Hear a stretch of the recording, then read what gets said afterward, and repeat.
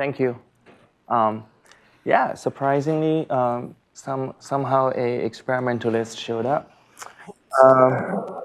And I'm local, so just take me a few steps from the office here. Yeah, I appreciate this opportunity. Actually, this is the first time I got into this building. I was here since 2017. Great. So when I look at the title of this workshop, it's about stochastic events. So my lab works quite a bit with electrochemistry in different aspects, but I figured that maybe I can talk about not just about myself, but representing many of the, I shouldn't say representing, but just coding up some of my, what people are doing in experiments to look at stochastic events, and also something related to what we are doing. So that the biggest question when I thought about how I can contribute is there are many stochastic, different time scale stochastic events in physics, chemistry. Many of them are observable. Many of them are maybe not easy to be observable experimentally. So I've tried to give you some kind of over literature review, but kind of thoughts about what are observable and what has been observed experimentally about some stochastic events in electrochemistry. It's quite many times we'll dive into analytical chemistry because we are looking at very small events. All right, who is this person? I'm at UCLA. I started at 17 as an assistant professor. My lab works on nanomaterial and electrochemistry. Before COVID, I mostly worked on microbe and the material interface, but during COVID, I started doing some atomistic electrochemistry. So just in case you don't end, I guess more importantly, this quarter I'm teaching electrochemistry in the chemistry department. When I joined UCLA 7 or 8 years ago, it's kind of surprising that we don't have an electrochemistry course. So I just created my own and have been teaching that since then. If there's anything I can do not experimentally, during COVID, there's a lockdown. As an experimentalist, student couldn't come to lab, but you need to pay the stipend. So I wonder, is there anything not experimentally we can do, maybe related to electrochemistry? So that's actually another computational efforts we are doing is, these are the textbook electrochemistry. If you read them, or just read the cover of them, you notice that a lot of the data analysis we are doing is looking at the shapes of curves, right? It's a single peak, two peak, how close they are. That is very similar to how your iPhone get unlocked based on your face, right? Object detection classification for mechanism. So I decided, okay, maybe we just try to do that in COVID, is try to develop our machine learning algorithm to analyze data similar as facial recognition so that for mechanism analysis. The idea that is while a lot of people talk about self-driving lab or AI is going to dominate, but someone need to teach them how to read electrochemical data. In a self-driving lab, there are robotic automated part. There are advanced algorithm to decide what's the next experiment to do. As experimentalist, one thing we do is to connect him, right? You get the electrochemical data, you need to analyze it and output in a manner that a Bayesian optimization or a reinforced learning algorithm can pick it up and then make a decision about what's the next experiment to do. So that's where I am here. I try to develop algorithm that analyze data experimentally and translate into a metadata format that a Bayesian optimization algorithm can pick it up for further analysis. That's just a last slide about myself, maybe, is I hope that in the long run that maybe that we can translate these textbooks, or at least the cover of those textbooks, into AI machine learning model. So instruments got data out, AI machine learning analyze it, spit it out a mechanism analysis, Bayesian optimization, or some reinforced learning algorithm will pick it up and decide what's the next experiment to do in a self-driving lab. Okay, that's about myself. So come back to the topic today. When I thought about stochastic events, right, in the end of the day, experimentally, it got to be observed. There could be two ways, primitively, in my tiny brain, how to understand it, is that behavior can change some of the ensemble and averaged observables. If it changes your entropy, reaction entropy, enthalpy, great. That's one way you can observe it. So from experimental methodology point of view, if that's the way you want to do, well, if people can calculate and compute, say, if I take into account stochastic events, my reaction entropy to change to some extent, we can do that way. But then I should work out the room, because then for experimentalists, we just keep measuring. But there's another way I thought about is, can we directly measuring stochastic events experimentally? So the reason is there's fluctuation at the electro-liquid interface. There could be translate to some observables. So the question is, but experimentally, there's always a detection limit issue. So, and there could be, not surprisingly, some people already did some of those works. So today, I mostly focus on those two parts. The first part is, what is the detection limit? What is time scale and the magnitude of oscillation, noises, stochastic events that experimentally can be measured in electrochemistry? And on top of that is giving you some examples of what has been done, so that you may think about if you predict there's stochastic events and in the interface, how we can translate that into some experimental observables. So let's start from part one, limit of quantification. That is part of analytical chemistry. So in general, there are two, if you're trying to measure electrochemistry, you're measuring current or any voltage, current, electric field, or electric current, any electric properties. Typically, there are two sources of noises that may smear out your signal-noise ratio. The first one is thermal fluctuation. We are in a canonical ensemble. We are in a thermal bath. So at certain temperature, there's a fluctuation in your voltage readout in any circuit, not just electrochemistry, physics as well, physical electronic circuits as well. But it really scales with the resistivity of your circuit, or you can think about is the real component of impedance spectrum. And second is the time constant of your measurement, how long your measurement takes. So, and that's the first part of the limitation about detection. The noises in any electrical system is you have a noise from thermal fluctuation. The second part is when we're measuring electricity, we measure current, we are counting electrons, and electron quantized. Every electron has a finite charge. It's hard, if not impossible, to measure half an electron. So then think about in an ensemble, when you're measuring current, you're taking electron out of the ensemble, and you have to take it one at a piece, right? It's quantized. So that actually means in a grand canonical ensemble, it had to follow the probability to take it and a corresponding fluctuation should follow the Boson distribution. And because of that, there's another level of noise coming from the fact that when you're taking electron individually, it's either 1 or 2 and it's integer. So there's something called shot noise. Again, it depends on the magnitude current you're looking at. The I is the magnitude current, E is the charge of your single electron. Again, it's related to the delta T, which is the constant of measurement. What is time scale of measuring you're looking at? And then, so in most cases, that's the major two sources. Experimentally, you're trying to measure electrical signal. Now the question is, how can we get around with that, or what is the limits? In the first part is thermal fluctuation. One trick you can play is you may want to have a really fast time constant. If you have really small constant, you're looking at fast events, your thermal fluctuation goes up. But one way you can play is you increase the solution resistance. You make it more resistant, the R goes up, your thermal fluctuation goes down. So in many experiments, that's the trick people can play. I can make the system resistive enough that my thermal fluctuation goes down enough. So in most cases, thermal fluctuation is not your bottleneck. The bottleneck is the second part, we call it shot noise, that electrons are quantized, you count electron one by one.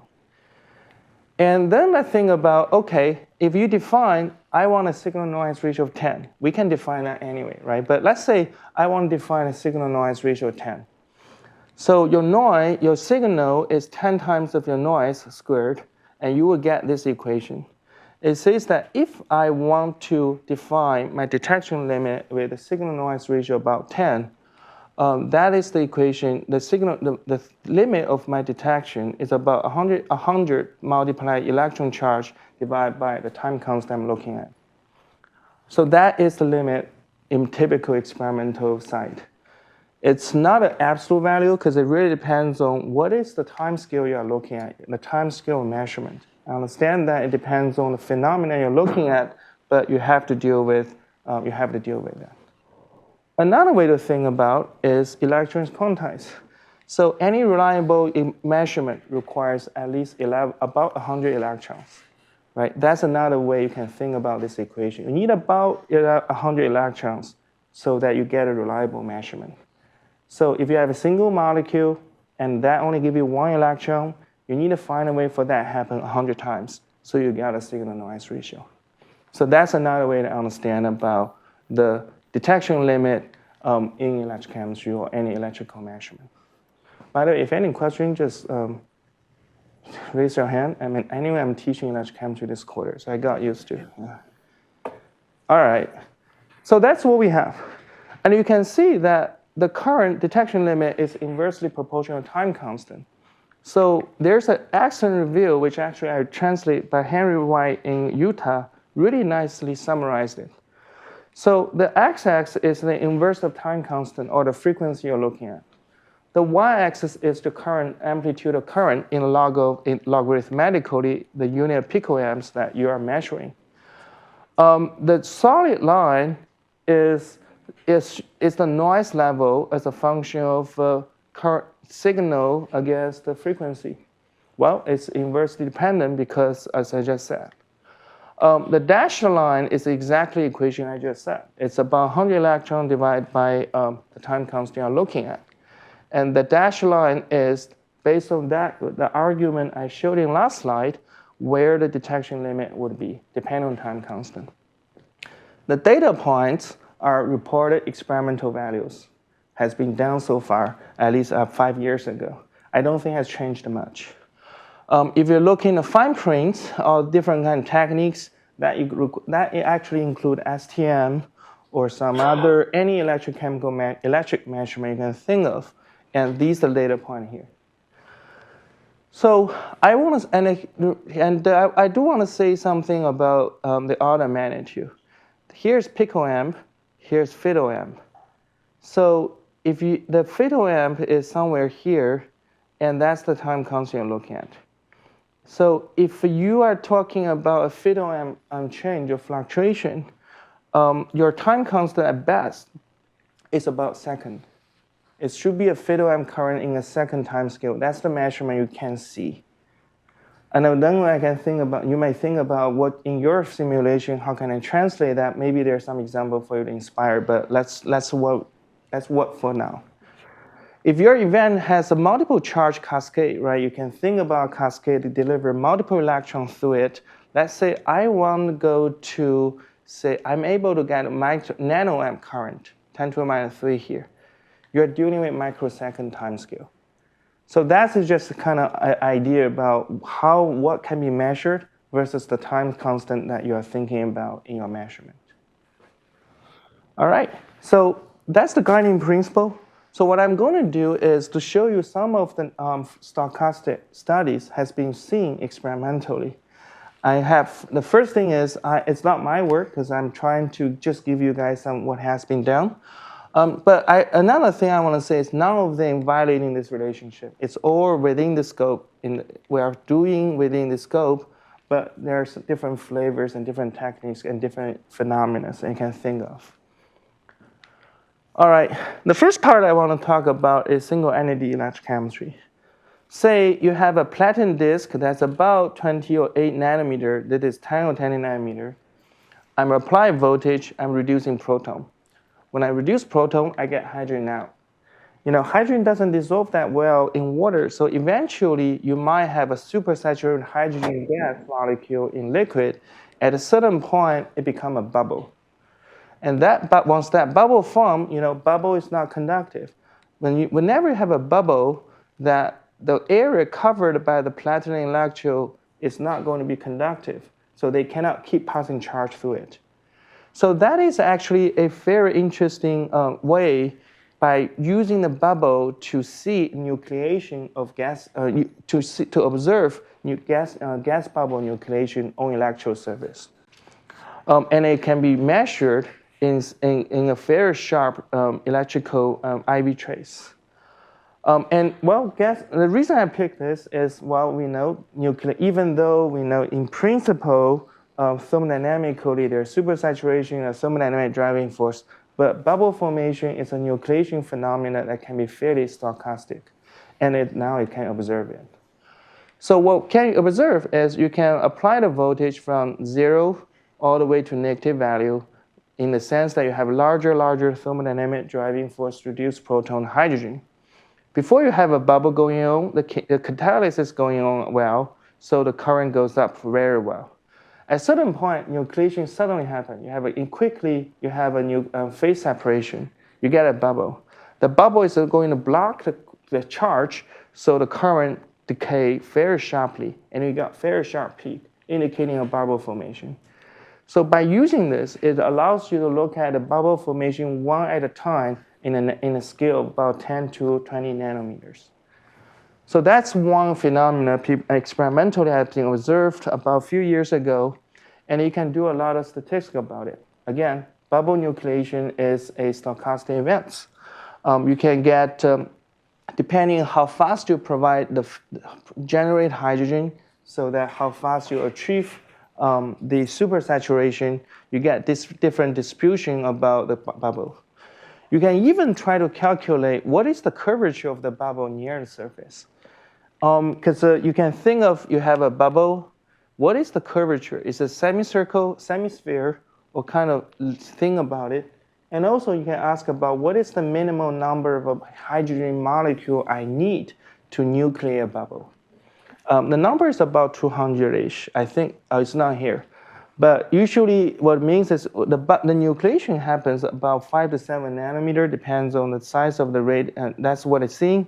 And they usually correspond, if you do the math, depending on the curvature of that corresponds to about 200 hydrogen molecules. So that is one example about how experimentally we can look at a stochastic event about gas from phase separation through bubble generation. Questions? All right, you guys are a pretty good student. Okay. The next part is also another way to think about it is, say you have a nanoparticle, and I do want to make a point here, right? Charge transfer can be quite stochastic, but ensemble on average is smeared out.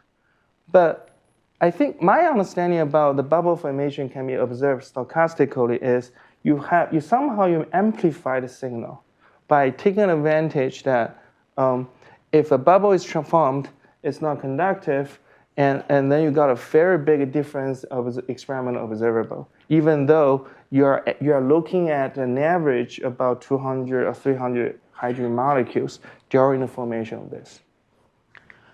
So here's another example. This example is say that I have an electrode similar size, 20 nanometers. I have a nanoparticle, happen to be platinum, diffusing, hanging around in solution. And Brownian motion will push the platinum electrode around. At a certain point, it might hit the electrode. And the electrode is already at a potential, but don't have a catalyst. So at that potential, without a catalyst, there's no current. Reaction is not going on. But once the nanoparticle hit it, it's a stochastic event, but once the nanoparticle hit it, adhere here, it's a catalyst, current can go through, and you got current and a signal. So what happens experimentally, within 5 seconds scale, you see a lot of sharp peaks. Each of the peak indicating that it's a 1 nanoparticle hitting electrode. And the current is about 500 picoamps, I'm sorry, yeah. And if you zoom in 5 micromillisecond time scale, you see that it's like earthquake, right? You have big hitting. Once you hit it first, you have a big wave, and then a smaller one.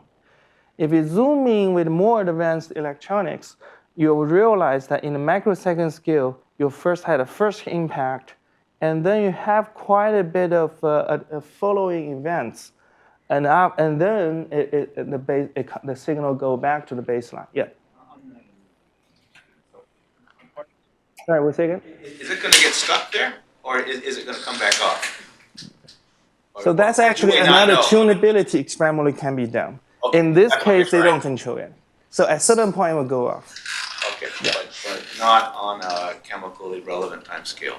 That's right, yeah. And the calculate will stay there for quite a while. So, because this is millisecond, right?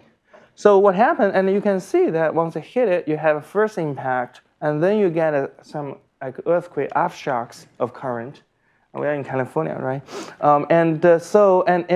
Which lasted about tens of milliseconds. So what's going on there, right? And then that's actually something I wouldn't say is a full answer, but they're hypotheses. What you can do again correlation functions and try to see all this using different sizes of disks, and you can see what is if it hit it, how long, what's the time scale of that, and it actually depends on the size of the nanodisk. And frankly speaking, there's hypothesis and not many experimental proof that. But people know it really depends on electrode material. For example, there is a carbon electrode. You hit it, and when looking closely, the actual signal is well spaced about 1 millisecond. If you hit it on gold electrode, first you see that the events is not as densely as on carbon, but instead you'll have time scale about tens of milliseconds now. The hypothesis is, well, not only that when the nanoparticle hit the electrode is a stochastic event. If it hit, it may roll along the surface because there may be adsorption. When it roll, it may actually somehow in the outer Helmholtz layer or outside the Helmholtz layer. This kind of oscillation, the nanoparticle is oscillating within the double layer, cause this kind of hitting, this kind of oscillation current. That's the hypothesis. And this time scale, this millisecond time scale you are looking at, is actually nanoparticle rolling over and bouncing around in the double layer. Yeah. I sort of thought that would be stochastic, whereas it looks very regular. So that's actually another reason people don't know why. So what's the hydrodynamics of this? It's in water. Where do they come from? So is this in a rotating disk electrode or a flow cell, or is it just, let's say, it's still. It's just nothing's moving, hopefully. Brownian. Okay. It's Brownian motion, yeah. Okay. So what this tells you is, well, Brownian motion diffusion is a microscopic event, but somehow you can magnify it using nanoparticles. So that's another way to think about, right?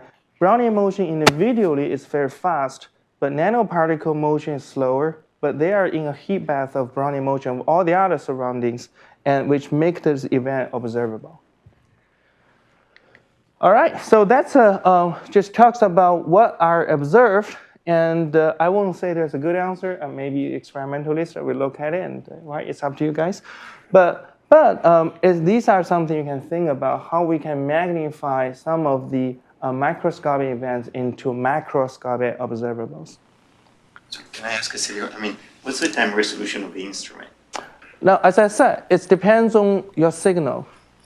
You can the instrument that is measuring the peaks. Oh, for those ones, yes. They are much faster, but it's operational. Depending on these are based on operational amplifier, right? You can set a frequency high, but really depend. What really depends is the signal, because it really depends on time constant you want, right? Yeah, because if your signal is really low, I cannot see it. Yeah. Okay. So let's talk about noises, right? Another way to think about stochastic event is from noise. And the earliest part in electrochemical I can find is actually 50 years ago in ion channel in a patch clamp, right? Back in the day, this is the data in the 1973 when you put a patch clamp to measure the ion channel on neuron cells. right? The calcium in the neuron cells. And that's 1 nanoamp, that is 50 milliseconds. And you can see in the resting state of the neuron cell or when it's activated, the noise is not the same.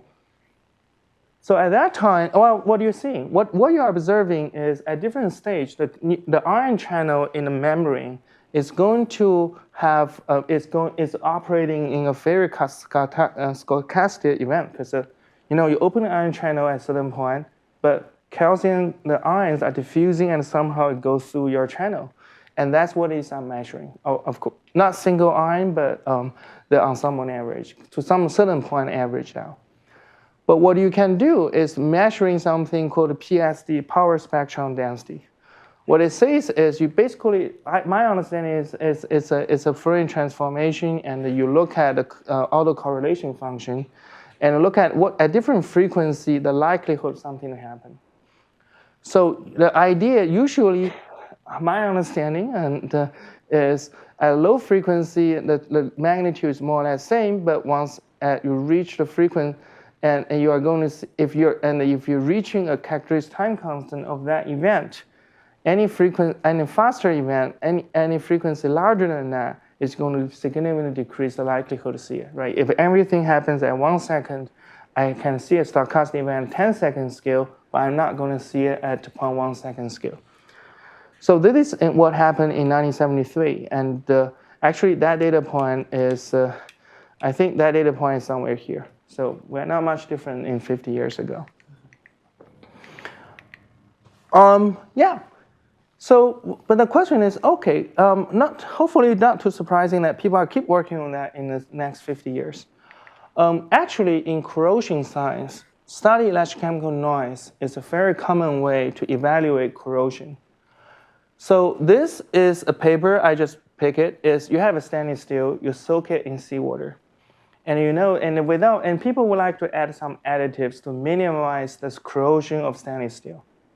So the noisy one is in a solution, there's no inhibitor of corrosion.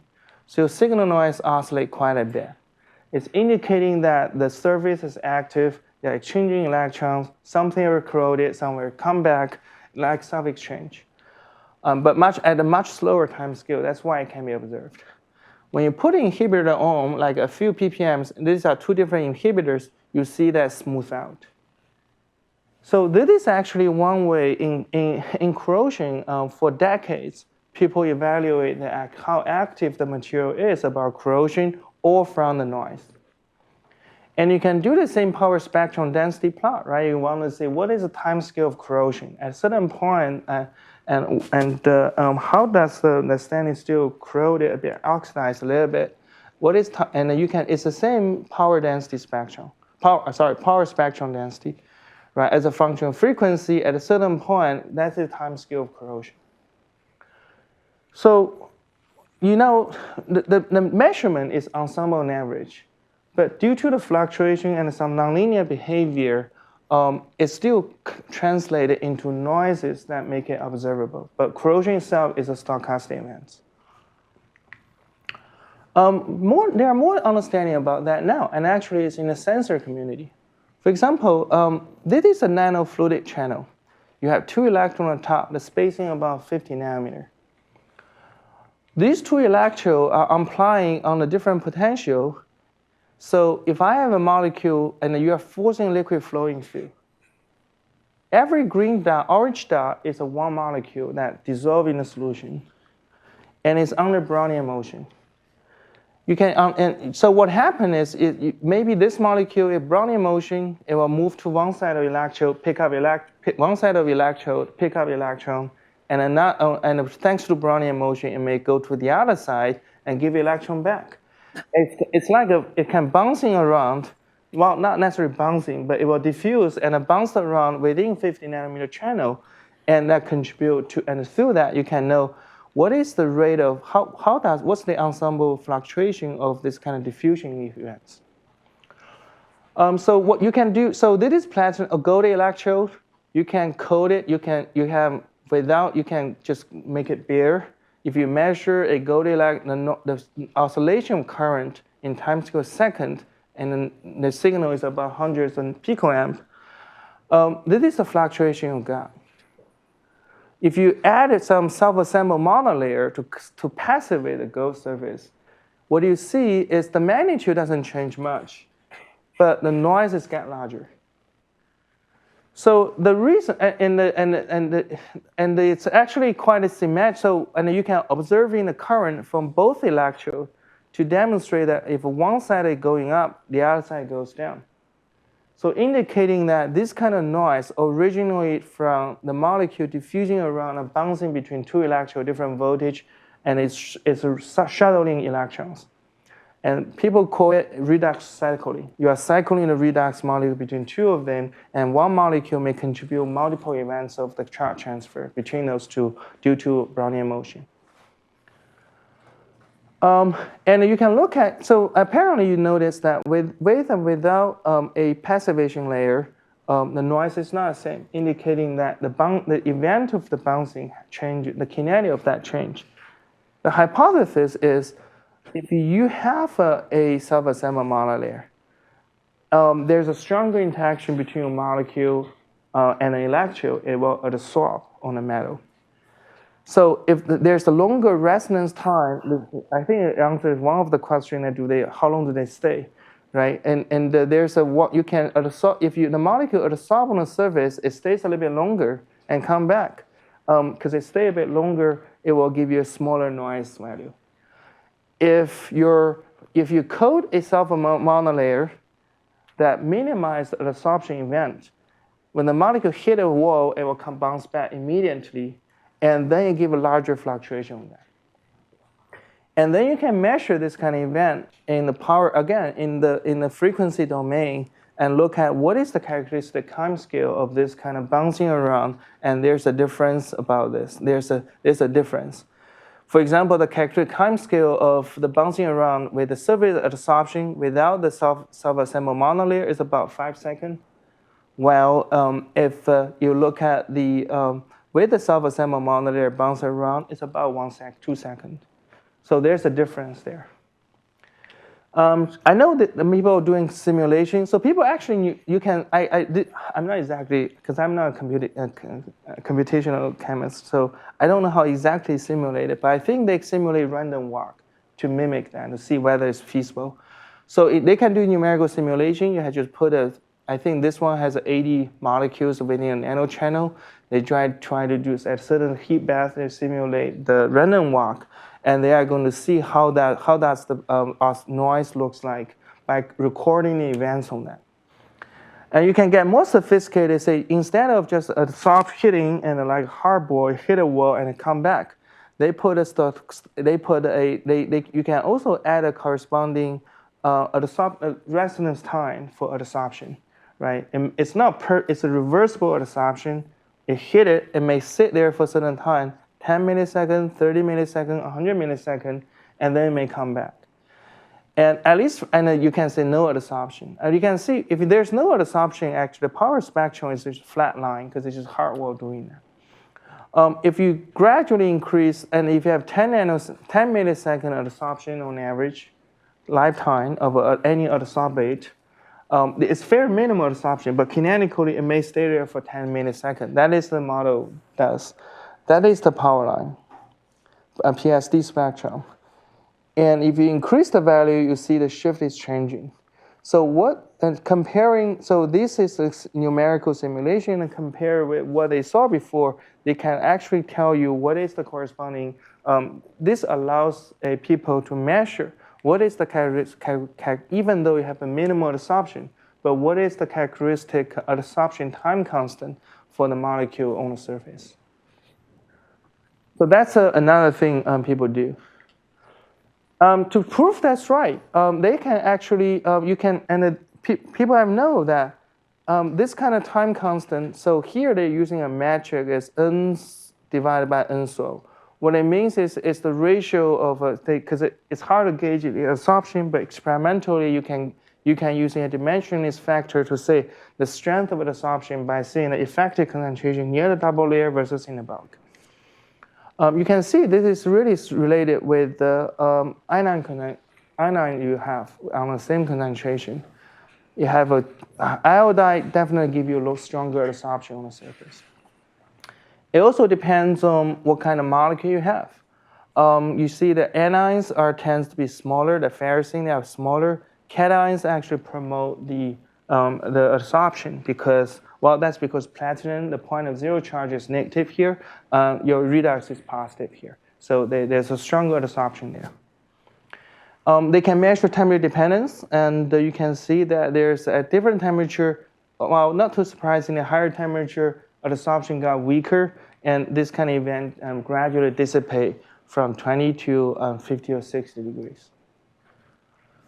So I think so the reason you're asking how can we measure this? Actually, inspired by this, I'm not showing this, but in the past 10 years since this kind of work, people realize that you can using redox cycling to measure single molecules. It's not because you measure single molecule one at a time, but you ask a single molecule to bounce around in between for thousands of times, so you got enough signal for any detection. But anyway, this tells us that even though diffusion is a single molecule stochastic event, but they can be measured if you have a single molecule and let it repeat it across the surface many times, and look at the time differential and time frequency dependency of those events. So when I thought about experiment as an experimentalist, now I just talk about two different approaches, right? And I focus on the second approach, that you can have a fluctuation around the stochastic events. But I try to say that maybe another way to look at it is if you have a way to amplify the molecular level stochastic events into a macroscopic one, then it will be observable. The examples I show, I feel like they all fall in this category. Hydrogen evolution, at what time hydrogen comes out is fairly stochastic. But using a nucleation and hundreds of the nucleation event to amplify a molecular level stochastic event into an ensemble macroscopically observable one. Diffusion is very molecular level, but if I can monitor diffusion of nanoparticle, it became a macroscopic one. But you can imagine the nanoparticles push it around by molecule diffusing around, so it still reflects the kind of the nature of the stochastic diffusion Brownian motion of the molecule. Similarly, the last example is the same. It's also diffusion. You have Brownian motion. But you are not translating the signal into nanoparticle, but you let it happen multiple times, the recycled molecule, and then you can observe this event with a larger current, to the point that you can measure single molecules, but by asking the molecule to give you electrons between 2 electrons for thousands of times. So that's one thing. I think it's my understanding, but I don't know. But if you think about how to translate your molecular level stochastic event to something experimentally observable. But lastly, I do want to say, you may think, so I'm not sure how you feel, but when I learn electrochemistry, I just feel why there are so many different techniques. And I showed you, like, I have a toolbox, and every time I come out with some goodies and let you say, okay, this is measurable now. But if you really go back to, I would say, 50 years ago, people saying that, but it's true, right? Electrochemistry is just a perturbation method. You are using voltage as a function of time to perturb a system ensemble, and you're measuring current as function of time as your output. The reason the question is, the reason as an experimentalist, we devise some techniques to measure something is because it's easier for us, right? And cyclochemistry is mostly easy back in the times because linear function of voltage at time is the easiest to do for the instrumentation in the 70s, and it has been there for a while. And same for impedance, right? AC sine wave is the best way. But in general, it doesn't have to be like that. Electrochemical measurement is just a perturbation method with waveform input and a current output. And indeed, actually, I really like these two papers because I have this idea and I realized someone half a century ago thought about it. Is 50 years ago, they already said that if you have a good enough instrument and a good enough computation power, any waveform, any kind of voltage as function of time input should give you all the same information. It's just a matter about experimentally which one's easier. And with the caveat is, they're also about a corresponding time constant that you're interested in.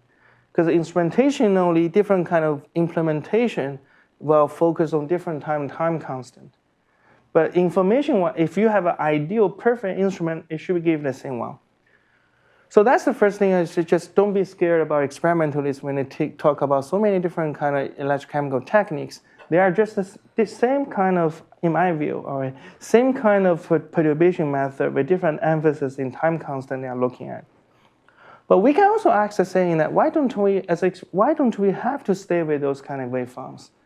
If there's anything you really want to, maybe we can design the waveforms to tailor to the specific time scale that people are interested in.